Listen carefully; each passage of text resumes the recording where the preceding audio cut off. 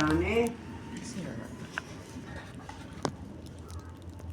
मूल स्थान पर सदा रहती हो तो वो ही भाग्यशाली है।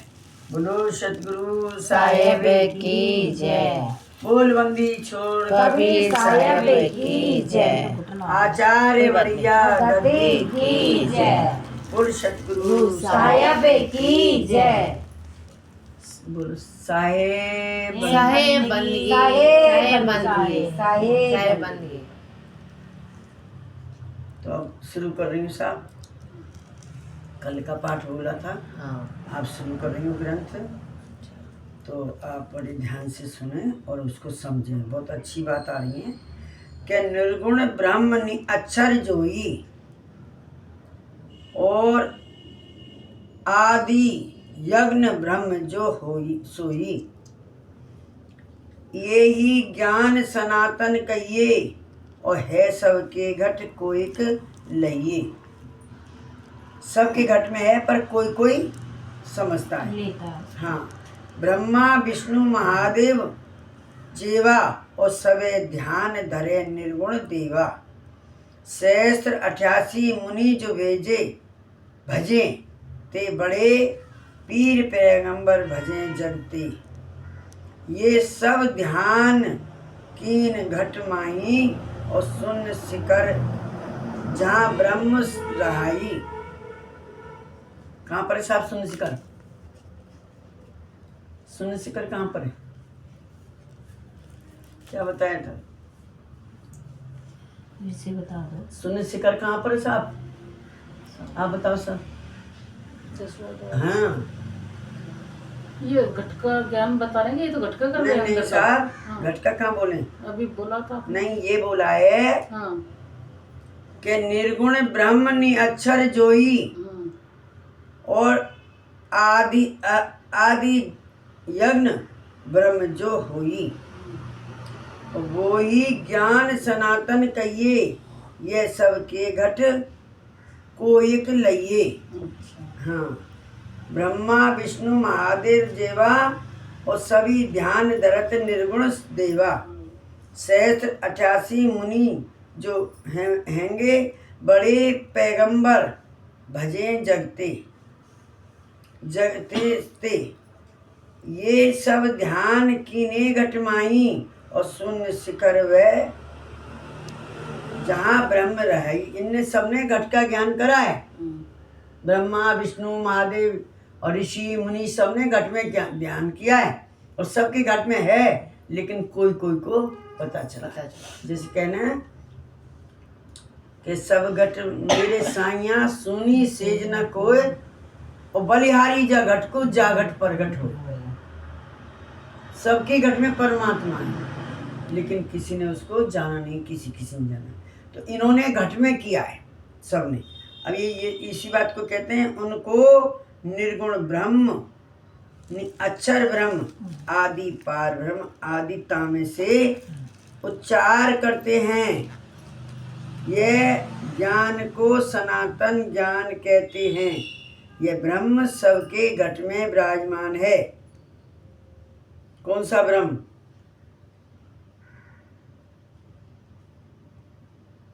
तो निर्गुण ब्रह्म। ये पार ब्रह्म थोड़ी तो ब्रह्म है। निर्गुण ब्रह्म। सरगुण अलग हो जाता हाँ, है। ये निर्गुण ब्रह्म। देवता सरगुण हो जाती है। हाँ, ये निर्गुण ब्रह्म सबके अंदर है।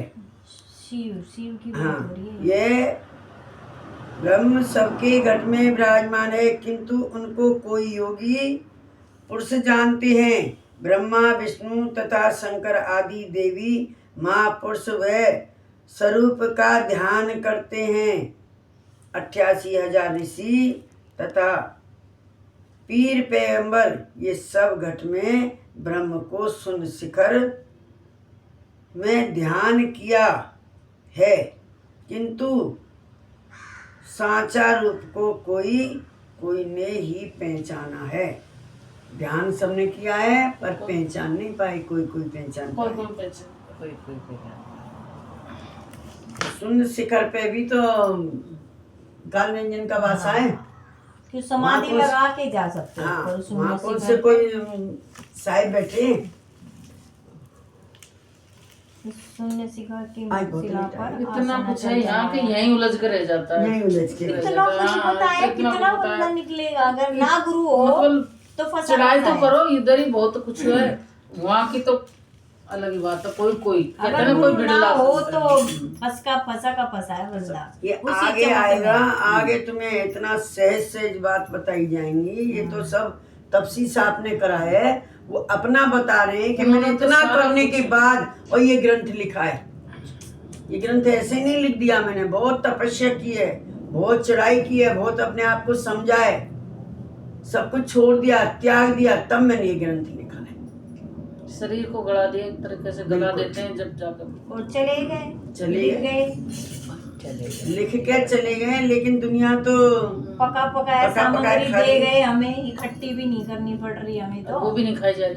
हाँ। देखो उन्होंने क्या कुछ नहीं जो कोई संत बड़े हुए जग में, जो कोई संत बड़े हुए जग में, और सब कोई ध्यान धरा हुए पद में, इन सब में जो भई पर्वताई और आगल जाए मोच पद पाई, सो सब जानो पद परवाना, और वस्तु चिन्ह जो ध्यान लगाना, सब धर्मों में वो ही शाना, और वहाँ से धर्म अंत कर जाना। वहाँ भी धर्म अंत कर जाना। जिस वस्तु में अगर ध्यान लग गया तो ये सब। हाँ। तथा जो कोई संत महात्माओं जगत में बड़े मान रहे हैं, वे सब लोगों ने यह पद को ध्यान किया है। इस पद को इस पद का ध्यान किया। हाँ, ध्यान किया था। हाँ। उन लोगों में जो कुछ प्रभुता शक्ति आई थी और आगे जाकर मोक्ष पद प्राप्त किया था, वे सब प्रभाव यह वस्तु का है। सकल धर्म में वह वस्तु बहुत बड़ी व सर्वश्रेष्ठ है, उसको आगे दूसरा कोई धर्म बड़ा नहीं है। वहाँ से सकल धर्मों का अंत आ जाता है, अर्थात ब्रह्म का पद जीव प्राप्त करता है, तो उसके आगे दूसरा कोई धर्म नहीं रहता है। समझ में आई साहब? समझा। अगर इस धर्म को कोई प्राप्त कर ले तो इनसे बड़ा कोई और धर्म नहीं है, चाहे कितने भी धर्म करे हों। ये ध्यान ध्यान में भेद है, जीव ब्रह्म पहचान, सुरता प्राणित जान के, सोई ध्यान प्रमाण। क्या कहा है? ध्यान और ध्यान में बहुत भेद है। जीव ब्रह्म प्राण सुरता आदि को जान करके ध्यान किया जाए, वह ध्यान परमाण रूप है। ध्यान तो हम करने बैठ गए, लेकिन हमारा ध्यान तो लग रहा ना हम बैठे हैं। तो ध्यान ध्यान में फर्क है। जैसे गुरु गुरु में भेद है और गुरु गुरु में भाव, और सोई गुरु बंदिए जो शब्द बतावे दाव। हमें शब्द दाव का ये बताए, ये गुरु खुद कराओ, जैसे तपसी साहब ने किया है, और जिसने पढ़ा है वो उसने भी किया ही होगा। हम लोग ना कर रहे तो क्या है हमारा, हम लोगों ने तो करा ही होगा। जिन संतों पे यही काम है, यहाँ तो 1000 काम और लगा देंगे। कोई करने बैठेगा तो भगवान करने के, मयूरी को देख लो घर में धोस दिया। उसको लाली को देखो 3 दिन से अटकी पड़ी है वो कहाँ पड़ रही है? यहाँ नहीं है। कहाँ वही मैं तो दरवाजे बड़ी उसको तेज परेशानी आ रखी है। लाली को मैं गेट बजा रहा, अब जाग गए होंगे बच्चे आगे उतार नहीं तो मिसकुल आई होगी। बोल सतगुरु साहिब साहिब की की जय। जय। लाया था उसको। अच्छा ध्यान ध्यान में भेद है फिर। हाँ बहुत, देखो ध्यान ध्यान में बहुत भेद है। अच्छा।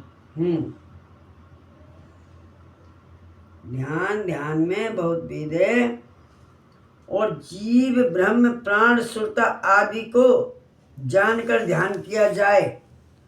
क्या कहा है? जीव ब्रह्म और प्राण सुरता 4 हो गए। आदि को जानकर ध्यान किया जाए, वह ध्यान परमाण रूप है।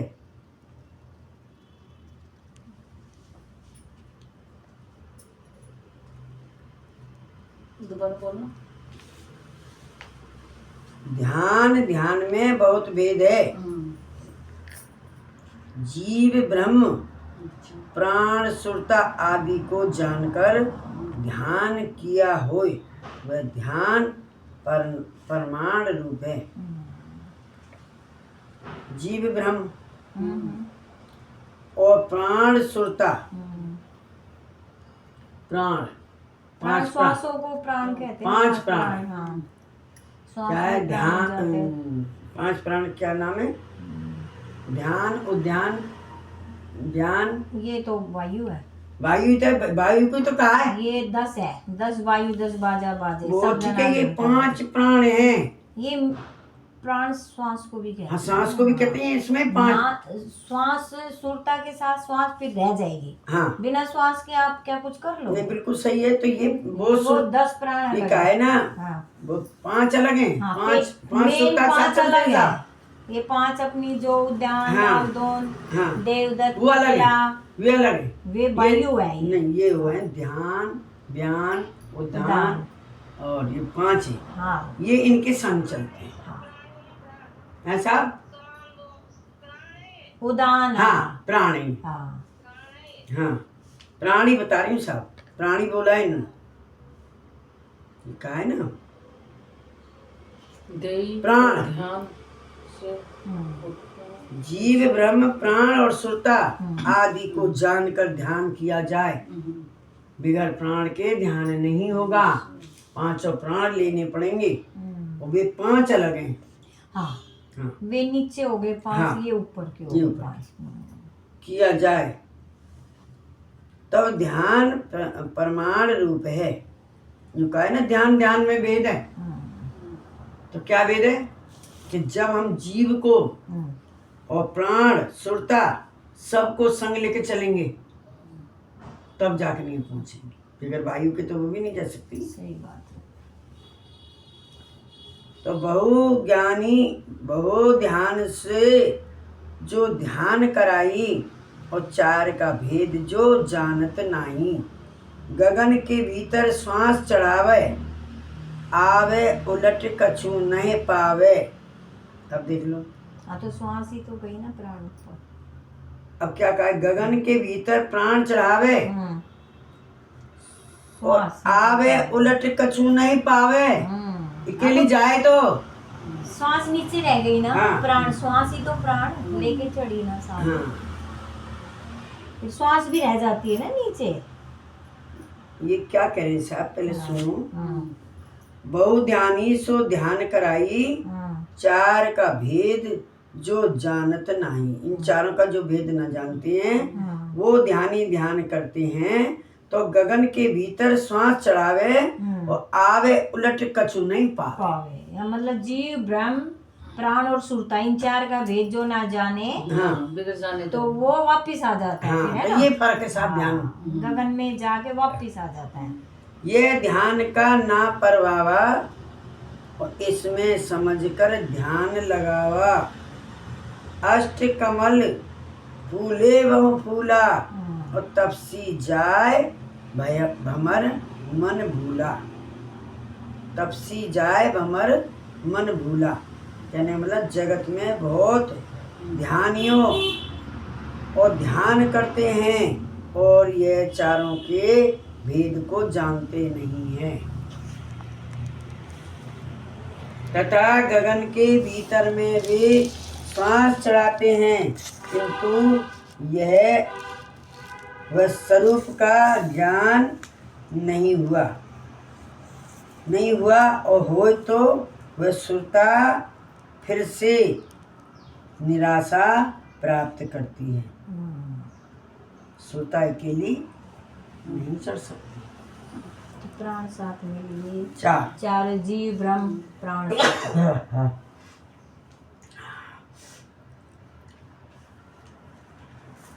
फिर से निराश प्राप्त करती है और कुछ प्राप्त कर सकती नहीं है। वह ध्यान का समर्थ प्रभाव नहीं है। अत समझ कर ही ध्यान करना चाहिए। आठों कमल अपने स्थान पर खिले हैं। आठों कमल अपने अपने स्थान पर खिले हैं। गुरुदेव भी तपसी साहिब कहते हैं कि वहाँ जिज्ञासुओं के भमर रूपी मन उनको देखकर देह का मान भूल जाते हैं।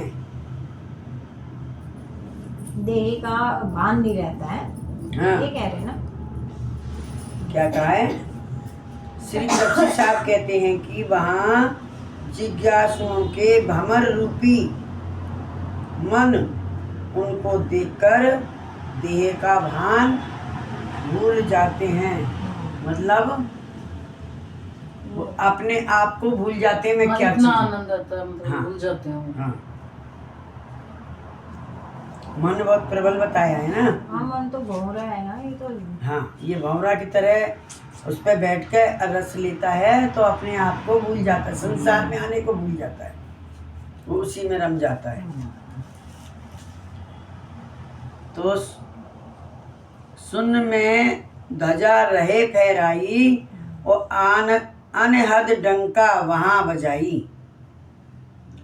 वो ही कमल में उठे हिलोरा और सुरता जाए आनंद में बोरा। चांद सूरज तिर हो जाई और उन्मनी ध्यान जबई कह जाई।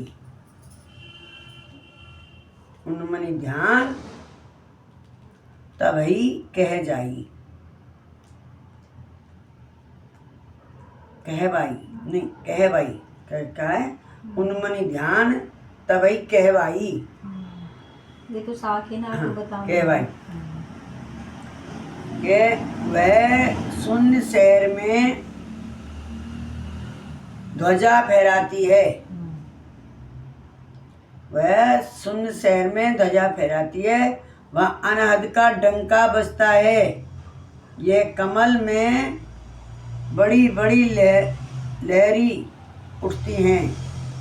इस कमल में बड़ी बड़ी लहरी उठती हैं और सुरता जाकर वहाँ आनंद से स्नान करती है। चंद्र सूर्य ये स्तर हो जाते हैं। चंद्र सूरज वहाँ पर स्तर हो जाते हैं और वह उन मुनि ध्यान में लगाते हैं। चंद्र सूरज, ये चंद्र सूरज वहाँ स्तर हो जाते हैं। रुक जाते हैं जाके जाएं। ना के वो चंद्र सूरज, हाँ, इनको चांद सूरज ही बोला गया है। ये स्तर हो जाते हैं। वहीं ये के वहीं दोनों रुक एक हो जाते हैं ना। हाँ, सुषमा स्तर हो जाते हैं। और उन्मुनि ध्यान लगता है। अब कुछ चलेगा ही ना तो उन्मुनि ध्यान लगेगा, बिल्कुल सुन्न हो जाएंगे। हाँ, वो जैसे तू कैसे उन्मुनी सी बैठी है, बिल्कुल इस सुन्न। तरीके से सुन्न हो गया मतलब। हाँ, उसे कुछ सुनाई नहीं पड़ रहा। हाँ। वो कुछ उसे भान कुछ हो नहीं नहीं है। रहा। उसे कोई भान ही नहीं है। उसे तो आनंद आ रहा है। तो आनंद में वो मग्न हो रही है। भूल गई वो अपने आप को, सोचा। मस्त हो रही है एकदम। शक्ति शब्द उन्मुनी मुद्रा हाँ, जनक जी ने है? वो ये उन्मुन है। तो क्या? उन्मुनी, वो ये भी तो उन्मुनी है। मुद्रा। उन्मुनी में अलग बात है, उन्मुन अलग है। उन्मुन। हाँ, ये क्या कहा है इन्होंने? तब उन्मुनी ध्यान लगाता है। उन्मुनी तो है। हाँ, उन्मुनी ध्यान लगाता है। वो उन्मुन है, उन्मुन मुद्रा। और अर्थात चंद्र सूर्य आते यानी दाहिना बायां नाक से जो श्वास आता जाता है उसकी गति कम हो जाती है। हाँ, तो ये भी तो आकाश शहर में ही तो है। ये भी हाँ। तो उन्मुनी मुद्रा भी तो आकाश में है साहब। ये भी आकाश विदेही। हाँ, तो सब ये आगे की बात हो रही है। ये गया ने यह शून्य शहर में ध्वजा फहराती है। सुरता ऊपर चढ़ी है और वो सुन शहर में ध्वजा फहराती है। कौन चलो आगे आया। वहाँ अनहद का डंका बजता है और वह कमल में बड़ी बड़ी लहरियाँ उठती हैं, लहर उठती हैं और सुरता जा करके वहाँ आनंद में स्नान करती है।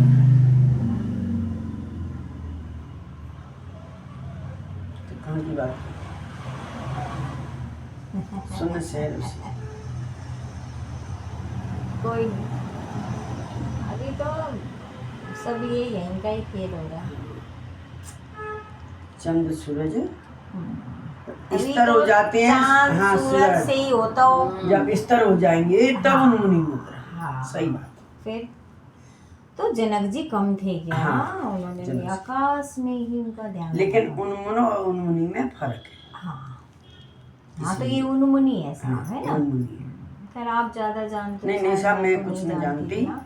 बात तो बात ही होती है यार, मैं क्या बात है वो साफ साफ बोल रहे हैं। उन्मुन मुद्रा में जाना जाता है और ये उन्मुनी में पहुंचा जाता है। पहुंचा जाता है। उन्मुन में जाना हाँ, जाता तो उन्होंने झिलमिली देखा था। है। हाँ आकाश में जाके थे। हाँ, यहाँ झिलमिली पे ज्योति देखी ना भाई उन्होंने। सहस जल मानसरोवर, सहस जल से ऊपर मानसरोवर। मानसरोवर सही। तो आनंद में आ जाती है। हाँ, तो आनंद में फिर स्नान पूरी करती है। लहर में खो जाता, मुझे तो आनंद बहुत आ गया। फिर स्नान करती है, फिर चंद सूरज तब स्तर हो जाते हैं। हाँ तब उन्मुनी ध्यान लगता है। हाँ, तो ये कहाँ आ गया? सत्संग ये कहाँ आ गया? सुन सिखा। है ना? हाँ। त्रिकुटी पे नहीं नहीं, तिरकुटी सुन पे नहीं आया, सुन ऊपर। सुन सुन सिखा। सुन। ये कहा ना, ये सुन शहर में हाँ ध्वजा फहराती है, अपना डंका बजाती है। अभी सुन तो शहर में। शून्य शिखर की मुक्त शिला पर आसन चल। अच्छा अभी तो शून्य शिखर पे तो आसन जमा लेगी ये। अभी शून्य नहीं। शिखर नहीं, मैं वैसे बता रही हूँ, शून्य शिखर पे तो आसन जमता है ना साहब? हाँ, चढ़ाई करती है। हाँ वो यार बार बार। हाँ। तो फिर क्या कहा भाई? तब उन्मुनी ध्यान होता है। तो पूर्व में सिंध और पश्चिम में गंगा। पूरब में कूप कूप अच्छा। कूप में सिंध हाँ और पश्चिम में गंगा। हाँ। मेरु शिखर में उठत तरंगा। हम्म। मोती भरा कमल के माही, हंसा चुगे बहुत हर्षाई। और मोती हंस दोई है जैसे, जीव ब्रह्म दोई जानो तैसे। कूप में सिंध। मोती हंस दोई है जैसे और जीव ब्रह्म दोई है जानो तैसे। कहने मतलब कृपा में समुद्र है। हाँ कूप में समुद्र है। हाँ, कूप में समुद्र है। हाँ कूप में समुद्र है और गंगा पश्चिम में बहती है। मेरू शिखर में एक बड़ा तरंग उठता है, अर्थात कूप रूपी घट भीतर में सिंधु रूपी ब्रह्म है। क्या समझ में आई? कूप शरीर कूप में समुद्र है। हाँ शरीर के अंदर। हाँ, और गंगा पश्चिम में बहती है। मेरू शिखर में एक बड़ा तरंग उठती हैं, अर्थात कूप रूपी घट शरीर में सिंधु रूपी ब्रह्म है।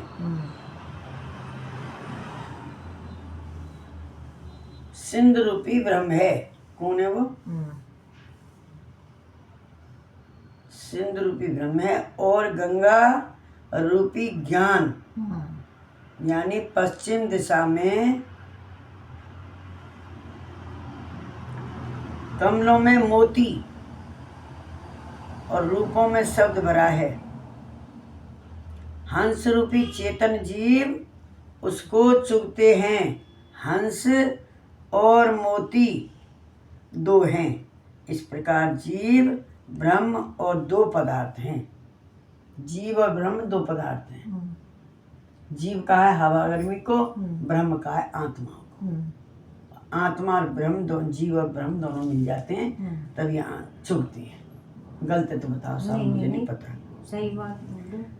मेरू के ऊपर शिखर पे ही हाँ। तो ब्रह्म का वो बह रहा है, हाँ। और हंस मोती माँ चुभ रहा गंगा है, हाँ, गंगा ज्ञान मतलब, और गंगा गंगा का रूपी ज्ञान, हाँ, यानी पश्चिम दिशा में, हाँ।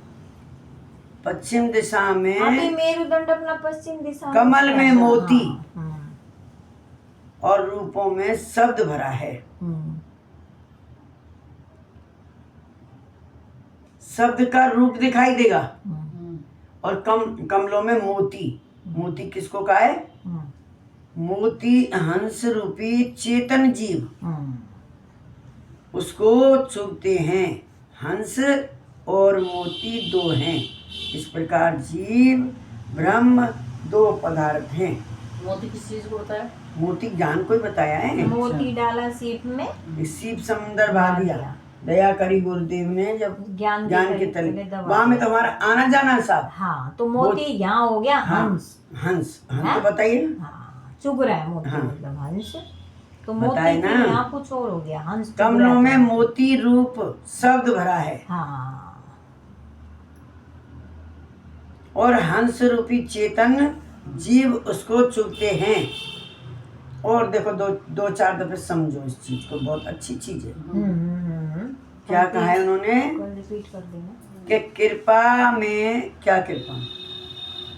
कुएं में, कूप में। हाँ, ये शरीर कूप ही हो गया अपना। हाँ, कूप में समुद्र है, मतलब शरीर में ही समुद्र है। समुद्र कौन है?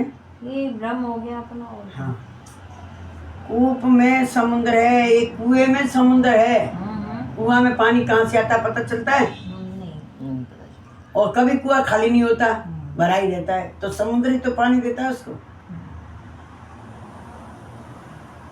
कूप रूपी हमारा शरीर है, और समुद्र रूपी क्या चीज है जो हमारा शरीर में वो प्रवेश कर रखा है? चेतन ही तो है।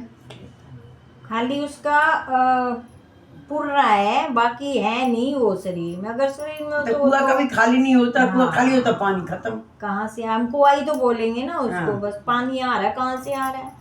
चूहा जैसे एक तरफ कूप से, में समुद्र है, कहीं से और आ रहा है। गंगा पश्चिम में बहती है। हाँ, मेरू शिखर में एक बड़ा तरंग उठता है, अर्थात कूप रूपी घट शरीर में सिंध रूपी ब्रह्म है, और गंगा रूपी ज्ञान यानी पश्चिम दिशा में कमल में मोती है।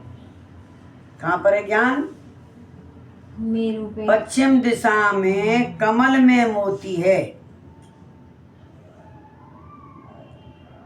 रूपो शब्द भरा है, हंस रूपी चेतन जीव है, उसको चुभते हैं हंस और मोती दो। इस प्रकार जीव और ब्रह्म दो पदार्थ हैं।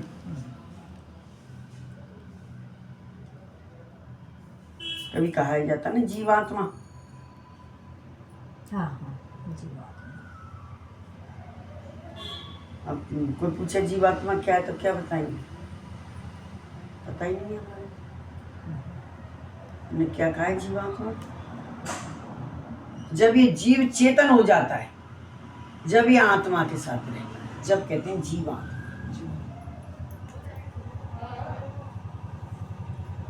जीव फंसा हुआ है संसार में, आत्मा नहीं फंसी हुई, सुरता फंसी हुई है। 14 पारस 5 अमी, और घट में ही जो ताही, और तपसी सतगुरु के मिले, लखे भेद बड़ आही। कहता है 14 पारस तथा 5 अमी ये घट में हैं। एक पारस से छिपते सोना बन जाते हैं, कंचन बन जाते हैं। जाने कितने पारस बताएं? 14 पारस तथा 5 अमी ये घट में हैं। योगी राज श्री तपस्वी साहब कहते हैं कि इनको गुरु ने पूर्ण भेद बताया होए, वे जान सकते हैं परिज्ञान का। जिसको गुरु ने पूर्ण भेद बताया होए, वे जान सकते हैं कि ऐसा प्रसन्न होत है सोई, जीव चेतन एक है जोई। हो गया ना, जीव और चेतन अखंड आदि है ते रूपा, नासवान ते नाय स्वरूपा, बंधन मोच है कुछ नाही, वेद गुरु सब मिथ्या आही। जीव ब्रह्म जो दो कर माना, आपई उनको कीन बखाना। उत्तर सुनो जो ये है प्रसंगा, ब्रह्म अखंड हो एक अंगा। कहने का मतलब वहाँ ऐसा प्रश्न होता है कि जीव और चेतन ब्रह्म एक है।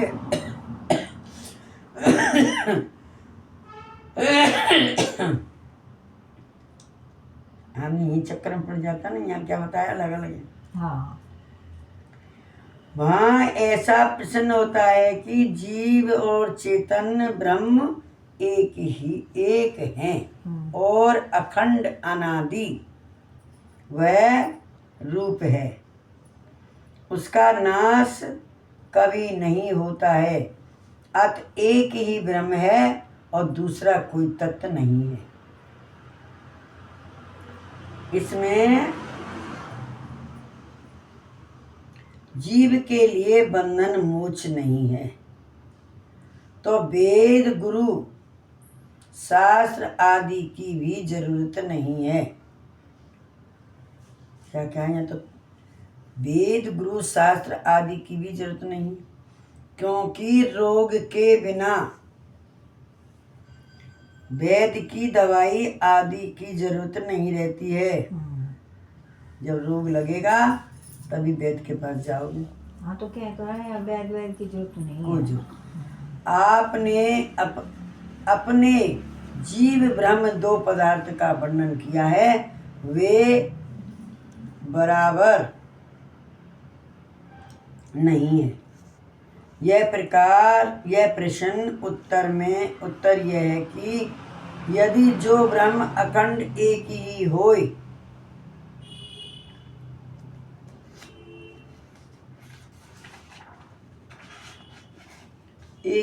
तो एक जीव को मोक्ष पद प्राप्त होने से सकल जीवों के मोक्ष प्राप्त होना चाहिए, और एक जीव बंधन में आने से दूसरा जीव भी बंधन में आ जाना चाहिए।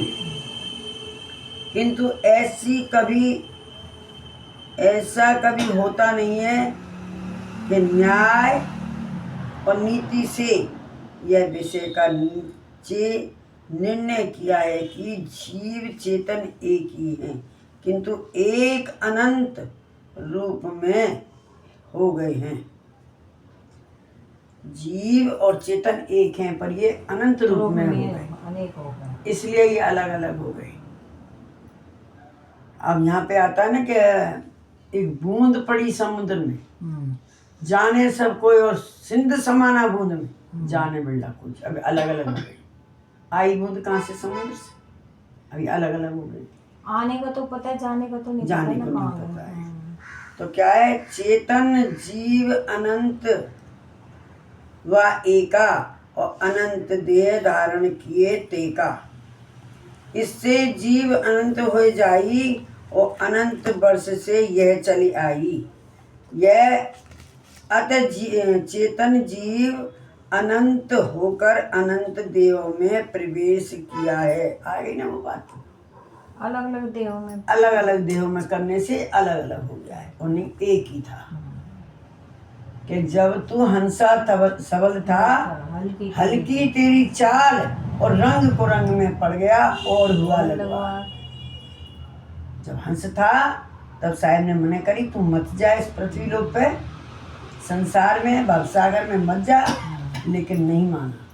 और वो तमाशा देखने को, चमक धमक को देख के माया की, और वो आ गया और आके फंस गया। अब वो अलग अलग हो गया, उन्हें एक ही था। अब इसको निकालने के लिए इतने बड़े बड़े ग्रंथ बनाए गए। हर किसी के अंदर फंसा हुआ है, वो हर किसी के अंदर फंसा हुआ है। तो क्या कहा है उन्होंने? चेतन जीव अनंत होकर बंधन अनंत देह में प्रवेश किया है। अतः एक जीव अनंत है और अनंत वर्षों से ऐसा चला आ रहा है। एक देह में जीव जो वही दूसर में जान, और अनंत देह में जो पुनी अनंत चेतन मान। जीव और चेतन एक है, लेकिन ये अलग अलग देह में फंस के अलग अलग है, एक ही। क्या कहा इन्होंने कि एक देह से जो जीव है, एक देह में जो जीव है और वही जीव दूसरे देह में भी है। इस प्रकार अनंत देह में अनंत चेतन व्यक्त है। अनंत चेतन व्याप्त है। अनंत देहों में अनंत चेतन व्याप्त है। एक सागर की बूंद की बारिश होती है तो कितनी बूंद हो जाती है? पूरे संसार में बारिश हो जाती है। तो क्या कहा उन्होंने फिर? एक कूप का जस जल होई और 10 5 पात्र में भरा ते सोई। पात्रे भेद जुदा जल भयऊ, पान एक कूप का कहू। पानी एक कूप का कहू, छोटी मात्रा डाली। हाँ, कबीर को एक है। हाँ, पनियारी अनेक और बर्तन बर्तन का फेर है, नीर एक गर्भ से किन पात्र जल एका, और सवे पात्र जल गर्वा गर्भ ना तेका। ऐसे सवे देह में सोई और चेतन जीव जुदाते हुई। उदाहरण है कि एक कूप का पानी जैसे अनेक पात्रों में भरने से 5 के भेद, पात्र के भेद से वह पानी अलग अलग हो जाता है। हम कुआं पे सब जने पानी भरने गए तो सबके घर में अलग अलग घड़ा भर के आया, तो वो कुआं तो नहीं रहा, फिर तो घड़ा हो गया। और घड़े कौन है? हमारा शरीर। और शरीर में चेतन कौन है? ये कुएं का पानी, ये परमात्मा का अंश। तब तो कहा है ना कि अलग अलग हो जाता है, किंतु यह सब पानी एक ही है। यदि वह पानी एक पात्र में गर्म किया जाए,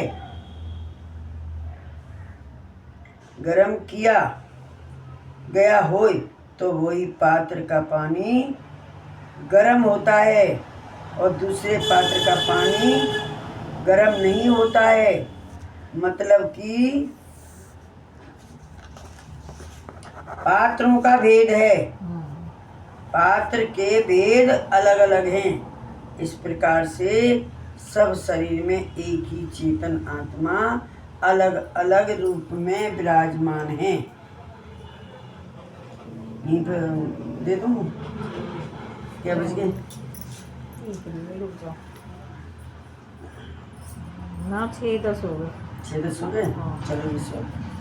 तो देह पात्र अनंत सब आई, और चेतन अनंत बसा पुन ताही।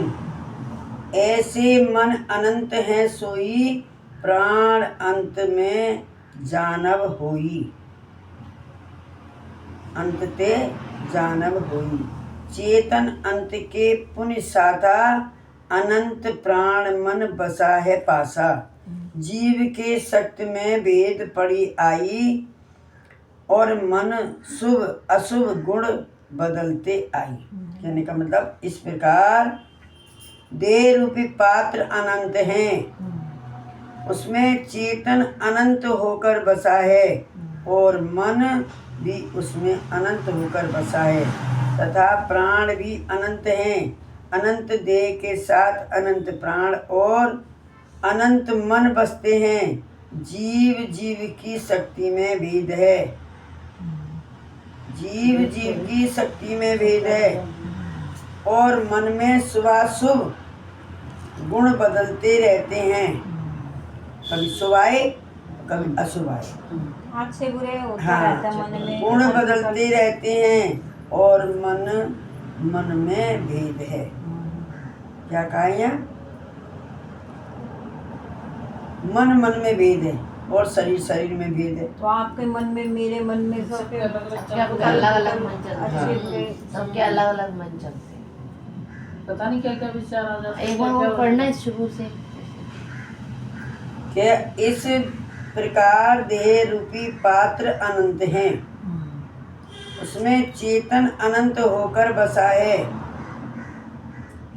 और मन भी उसमें अनंत होकर बसा है, तथा प्राण भी अनंत हैं। अनंत देह के साथ अनंत प्राण और अनंत मन बसते हैं, और जीव जीव की शक्तियों में भेद है, और मन में शुभ अशुभ गुण बदलते रहते हैं, और मन बदलते रहते हैं, और मन में भेद भी है। मन में भेद भी है। तुम्हारा मन कुछ और, उनका मन कुछ और, उनका मन श्वासाधारी प्राण जो, और जितना देखो सोए, अनंत प्राण जो कहते हैं योगी जानत सोए। ये जितने प्राणी सांसधारी हैं, यानी जितने में प्राण सांस चलते हैं, उसका भेद योगी पुरुष ही जानते हैं। कि तत्व शरीर इंद्रियों के सहवास से निर्वृत्ति और परवर्ती कार्य कारण से समझता है। देह अनंत है, इनकी कोई गिनती नहीं है। निर्वृत्ति और परवर्ती, शुरू से पढ़ना एक बार ये हाँ। तत्व शरीर इंद्रियों के सहवास से निर्वृत्ति और परवर्ती कार्य कारण से समझता है। और देह, आप जानते हो निर्वृत्ति और परवर्ती क्या है? निर्वृत्ति परवर्ती कार्य कारण से समझता है, और देह अनंत है, उसकी कोई गिनती नहीं है। कोई गिनती है? देहों की कोई गिनती है? कितने आदमी है? संसार है पूरा। संसार भरा पड़ा। फिर ये बताओ निर्वृत्ति प्रवृत्ति। हाँ, कोई गिनती नहीं है। उसके साथ जीव मन और प्राण रहते हैं। हाँ। आदि प्रथम काल में जो जीव के साथ में मन का जोड़ा हुआ था, वही मन आज भी वह जीव के साथ ही है। जीव ने मालिक बना रखा है। वह शरीर धारण नहीं किया, जीव ने प्राण रहते हैं। आदि प्रथम काल में जो जीव के साथ में मन का जोड़ान हुआ था, जुड़ना हुआ था। कब? आदि प्रथम काल में जो जीव के साथ में मन का जुड़ना हुआ था, वह मन आज भी वह जीव के साथ ही है। जीवन जब शरीर धारण नहीं किया था,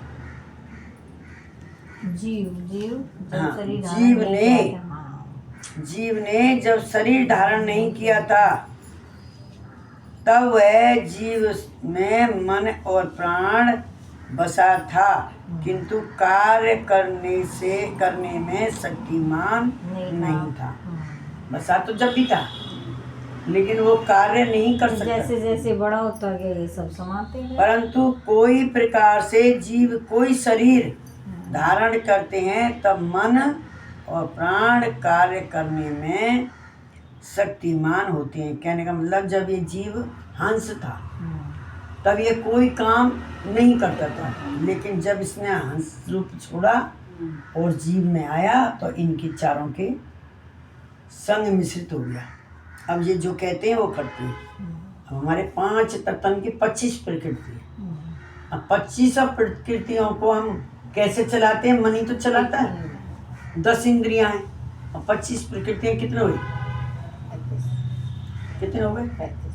35। और 5 हमारी ज्ञान इंद्रियां और 5 हमारी कर्म इंद्रिय, कर्म 10 हो गई ना इंद्रियां। कितने? 45। और 10 हमारी वायु है। क्या होंगे? 10 वायु हो गया। हाँ, 5 ये 40 है साहब। 6 विषय और 40 के ऊपर एक मन है और मन के ऊपर एक बुद्धि है। सबका सार बना के वो 5 तत्व बताया। हाँ, नहीं, सबका 5 तत्व से तो ये हमारा पुतला बना तत्व से है। तो शरीर बना, पुतला। वो पुतला पर फिर वो सब जो मिला के पर पुतले के साथ साथ कैसा है ये सारा? 5 जो तत्व है उससे पुतला बना। और 5 तत्वों की प्रकृति क्या है? जल की प्रकृति क्या है? सब बहा ले जाना। और तुम जल फेंकोगे तो स्रोत में समाएगा, जहाँ ढलकाएंगे वहीं जाएगा।